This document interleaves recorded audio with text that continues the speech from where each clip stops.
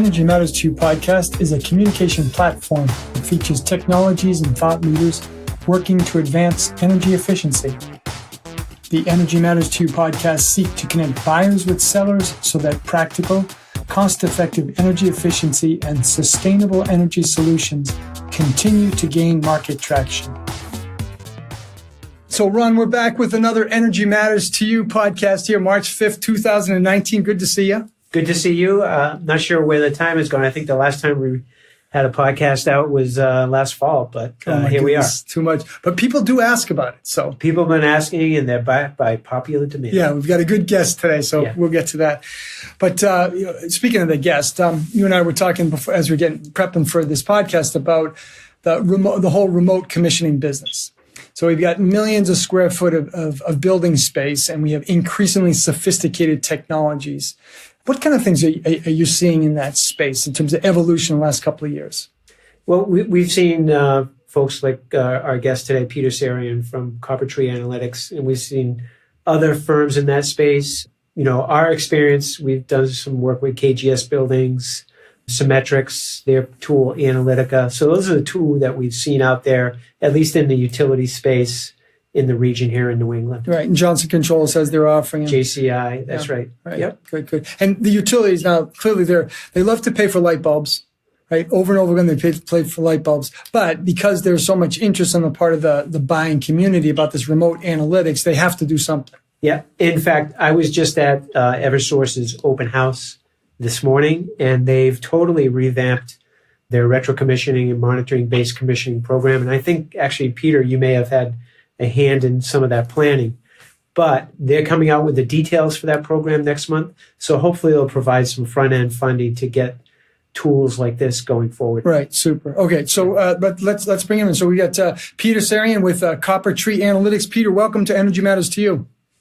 Thank you, gentlemen. It's great to be here. Hey, how did you guys get connected to get on this podcast? Where were you and Peter? Well, Peter worked for Compressor Energy Services, and we were doing work together through the industrial initiative. So that's how we got to know each other. Yeah. That's true, Peter. That it was Compressor Analytics beforehand? No, it's actually it was a different company, Compressor Energy Services. And they were basically, they are a compressed air ESCO. And so that's how I know Ron through the industrial program with Leidos. Most recently, I'm at a different company, Copper Tree Analytics.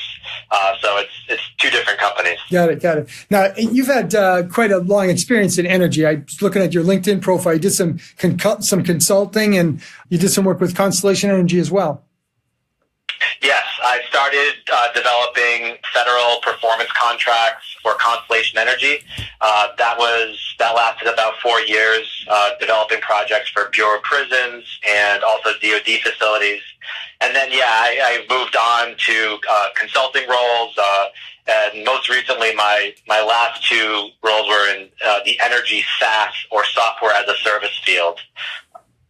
Perfect. So let's get right to that software as a service. Ron and I were talking a little bit about some of the players, including Copper Tree Analytics, that we see in the marketplace. If you could, before we get into the specifics of Copper Tree, tell us what you see as the problem in the managed building space that remote analytics companies are working to solve. Sure, absolutely. So the general idea is a building automation system is collecting millions of data points, sometimes every 1 minute, sometimes less than every 1 minute. All that data is getting stored, and currently there's providers out there, Copper Tree is one of them, that is making sense of all that data. So if you think about a 100,000 square foot building, the typical number of points that would be in that building would be upwards towards 1,000 points. Now, if each of those 1,000 points was sampling at, let's say, 5-minute intervals, across a whole year, that's millions of data points. And the challenge for the industry right now is doing something valuable with that data, extracting information that can help buildings become smarter, that can save energy, and reduce maintenance costs. So that's the challenge for the industry, and that's what Copper Tree Analytics is doing today. Perfect. So let's get right in the details on that. When you say millions of data points, give me an example of the types of data points that Copper Tree Analytics in particular might pull. Sure. So if you think about an air handling unit, different points in an air handling unit will be outside air damper position, supply air temperature, the position of a cooling or heating valve, the return air temperature. So those are all examples of points in just one building system. Now, every one of those points, they're sampling constantly, and that data is getting stored and collected. And so what our platform does is it takes all of that data and it runs it through different algorithms, what we call rules, and provides insights on ways you can fix problems in a building that just take too much human labor to discover otherwise. Perfect. So who developed these rules for Copper Tree? Copper Tree Analytics, we developed the rules. Just a little bit of history about the company. We originally started as an in-house division of Delta Controls, one of the largest controls manufacturers. In 2011, we spun off independently to become sort of a vendor-agnostic solution for the industry. But essentially, the installation contractors within Delta Controls were using us for their service contracts and using analytics to provide what we call data-driven maintenance services. So that has, since 2011, we've developed the rules and the analytics to a point where the industry is sort of moving from this early adopter phase to more of mass adoption of partner organizations, multiple end users that are really adopting this technology and using it. Okay, good. Now, Peter, you mentioned a goal. One of the goals of Copper Tree was to be vendor agnostic. And Ron and I have some experience. When I was working for Enernoc and Ron was with National Grid, we worked on an early program about remote commissioning. And one of the challenges that we ran into is that there was often a resistance on the part of the building control vendor to allow a third-party analytics tool access to some of those data points. Right. How has Copper Tree approached this? No, it's definitely a common objection that we hear. So the end of last year, Copper Tree Analytics acquired one of our competitors called BuildPulse. BuildPulse provides us with some technology that helps fix that problem. So essentially, they have drivers that they built up to integrate with all of the major protocols that are out there. So BACnet and even the legacy protocols. Essentially, all we need to do now is drop our edge device in a building, and depending on what the protocol is, it doesn't matter. We don't have to get the controls contractor involved. We just plug into the building, we sample all the control points, push the data to our cloud, and then run the analytics. So we've gotten to a point where we don't need the contractor to set up trend logs to provision the system in order for us to work and provide value. Yeah, that's really helpful because, Peter, as you mentioned, it is an objection that you're going to hear from folks that aren't familiar with how Copper Tree or any particular third-party analytics tool is approaching this. So it's nice that you've been through that and you've got a solution. So, Ron, let me just turn it to you for a second. Clearly, the utilities have to play in this space.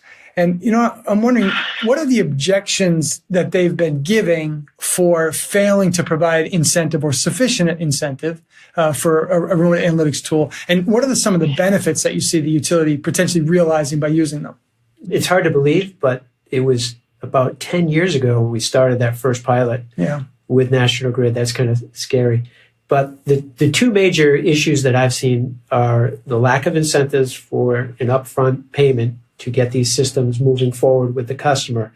And the second component is, they haven't nailed down the M&V part of it, such that when someone submits an application, there would be always a long debate about the M&V and the time that the utility needed to post-monitor the projects. So you get varied sets of opinion interpreting different rules that the utility had. So I'm hoping that the new program that MassSave comes out with will address some of these issues so that they can capture the savings that they're out there. Sure, yeah. Hey, Peter, anything to add to Ron's take on the utility perspective? Yes, thanks for asking. One thing, so in terms of M&V, there is a way that our industry can help solve that problem, in my belief, and that is through virtual submetering. So it's a feature that Coppertree offers, where essentially we can draw the dotted line around any building system or group of building systems by creating this virtual submeter. And essentially all we're doing is applying industry standard equations to determine dynamically how much energy a system or group of systems consumes. Not only does that avoid you having to install expensive submeters, but it gives you an apples-to-apples comparison on a before and after condition. So we can now quantify, how much energy is being saved from various energy initiatives. This method is also IPMVP Option B compliant for use in, FEMP M&V programs. Oh, that's great. Outstanding. That's a really helpful piece of information. Good. Okay, so now that you're on a roll, Peter, talking about Coppertree, I'm going to give you the chance to go beyond the elevator pitch. Can you tell the potentially thousands of Energy Matters to you listeners, right? Is that the number, Ron? In the hundreds of thousands. Hundreds of thousands. Okay. What's unique? What is Coppertree bringing to the marketplace that sets you apart from other vendors, and what is the value you're going to deliver to customers? Sure. No, thanks for the opportunity. So when you look at the market for fault detection and diagnostics or ongoing commissioning tools, there's really a spectrum of, on one end, you can buy, I like to use analogies. So, on one end, you can buy the ingredients, but then they make you bake the cake. On the other end of the spectrum, they give you a cake that's already made, but then they don't really give you the option to add, frosting or candles or any kind of toppings that you want. We're kind of in the middle. So we're delivering a cake, but then we're letting you customize it and add, happy birthday, Tommy, that, however you want to customize the cake. That's kind of what Coppertree offers. So essentially, we offer a turnkey platform, a turnkey service with a fully built out rules library and custom reporting, but every building is different. Every end user is different, and they have different needs. And so to cater to that, they want to be able to do things like modify rules, create custom reports. And without a tool that can offer that customization and flexibility while still giving them a turnkey product, our clients end up asking for more. With that approach, our goal is to provide fully transparent turnkey product that our clients can customize to their own liking. Love it. The Coppertree customizable cake. There you go. So, Peter, who's a good candidate for the technology? Where are they in the buying cycle? What do they have for real estate? What are they doing in the building? What kind of maintenance staff is directing the building? Those are the kind of things I'm curious to know. Sure, absolutely. So we've moved our company. Initially, we were targeting end users, so commercial real estate, higher education, hospitals, labs, and over the recent history of our company, we realized that the best way to get this product into the market is actually through partners. Okay. So engineering firms, controls contractors, mechanical contractors, commissioning agents. Essentially, we are a technology assist for these service providers. They're boots on the ground. They're providing service to buildings, and we are a technology assist to make their company more successful and to give clients a better service. We also work directly with end users, but the challenge you get with end users is unless they have a team that can take a tool like Coppertree Analytics and embed it within their workflow and be successful, you run the risk of adoption issues. Whereas with partners are accountable for the software that they buy from us because they're getting direct value out of it, and there's a numerical value that they could tie to adding this into their service offering. And so change management as a result is less of a challenge. Yeah. Whereas, selling directly to an end user, you end up running into some of those change management challenges that you wouldn't get working through a partner. Got it. That's helpful. So, Ron, you've got a lot of experience working with integrators, right? I mean, system integrators, yeah, absolutely. So it would seem to me that the more sophisticated service providers that have service contracts that are looking to leverage those and want to enhance their relationship with those customers that are dialed in on this, that this would be a great service for them to partner with Coppertree. All right, good. Hey, Peter, you got any case studies you want to share with the audience? Sure, I'll mention one. This particular case study won the Better Buildings Challenge with the Department of Energy, and it was with Emory University over in Atlanta. So Emory University, and they're not unique in this scenario where, you know, they have a lot of buildings that they need to keep tuned up over time, right? So historically, when you do retro commissioning or energy audits, what happens is you're pulling, you know, what we call trend data off of a building automation system, and then you're running that trend data in Microsoft Excel to find opportunities, or you're looking at the graphical user interface for a building automation system to try and find issues in the building, or you're poking your head up into ceiling tiles and looking at VAV boxes and trying to find problems. So all the above. It's very human intensive, very labor intensive. And so to accomplish the goal of keeping all their buildings commissioned continuously, they picked up Coppertree Analytics and deployed us in 20 buildings. And what they saw, and what was sort of the award that they got, is, you know, the savings that they achieved was about 24% on their baseline, using analytics, fault detection, and diagnostics to accomplish their ongoing commissioning program. That is one that we're very proud about, because it's sort of how the tool should be used in the industry, and highlights sort of the success you can achieve from it. Perfect. That's great. Good story. So, Peter, you'd mentioned that engineering firms, controls contractors, those are kind of the target. Can you just reinforce that for us? Who are the people that you'd like to contact you as a result of listening to this podcast? I'll break it into a couple of different categories. So the first one is going to be engineering firms. Engineering firms are trying to sell retro commissioning, monitoring-based commissioning, and energy audit services.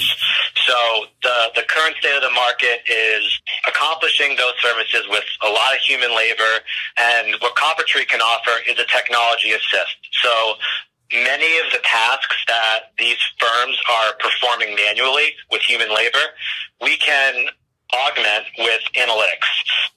So not only do you get a 100% view of the building, but you're looking at that building 24/7, 365. So we can be that solution to assist with those either retro commissioning, ongoing commissioning, or energy optimization programs that they're trying to sell to their clients and make them more competitive in the market. And then the other category is going to be, like you said, systems integrators, mechanical contractors.